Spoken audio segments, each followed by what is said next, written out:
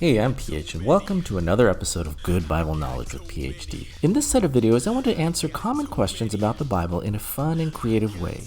I hope you'll find these videos helpful for your own spiritual journey in Jesus. Well, let's get started. Who is Elijah?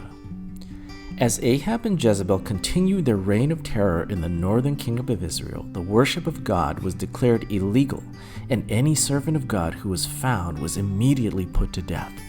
It was in these dark times that Elijah first appears on the scene with a sweeping announcement that God will bring a great drought upon the land. This event would begin one of the most remarkable times in the history of Israel, where the power of God would be renewed in the most desperate of times. And God would do his marvelous works through one who is considered the mightiest person to ever hold the office of a prophet. And the first great deed that God called Elijah to fulfill was to run and hide. As the fury of the wicked queen Jezebel was unleashed against God's servants, God called Elijah to hide himself by a brook called Cherith, east of the Jordan. During this time, Elijah trusted God as God provided food through ravens and water by the brook. When the brook dried up, God commanded Elijah to go to the region of Zarephath, where he would meet a poor widow. When Elijah arrived in Zarephath, he met the impoverished widow who was gathering bits of wood to prepare one last meal for herself and her son. How could God provide through someone so helpless as a widow and her son, who themselves were on the verge of starvation?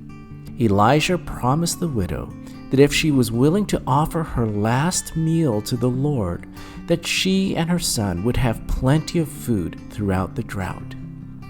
The woman by faith did exactly as Elijah said, and miraculously neither her jar of flour nor her jug of oil ever went empty. This was God's first miracle of provision for the woman and her child. Sometime later, the son of the widow became desperately ill. The widow in her grief cried out against Elijah, blaming him for this great tragedy upon her son. At this, Elijah took the widow's son in his arms and brought him to the upper room of the house, and he pleaded with the Lord to be merciful and restore the life of the child. God listened to Elijah's prayers, and the boy was miraculously brought to life. When Elijah brought the boy back to his mother bowed down in reverence, declaring, "You indeed are a prophet, a man who is from God, who speaks on God's behalf." From this story in the life of Elijah, we see that though God does not always deliver us from the hardships and suffering in this world, God promises that he will never abandon us, and his means of provision sometimes comes in the most miraculous of ways.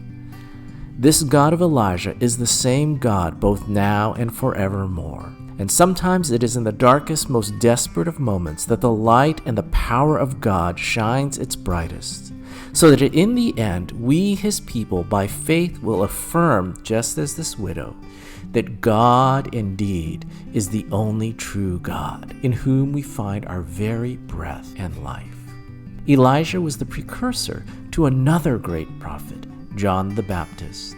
John as well would speak for God, and he would prepare the way for the coming of the one in whom all of mankind can find eternal life through faith.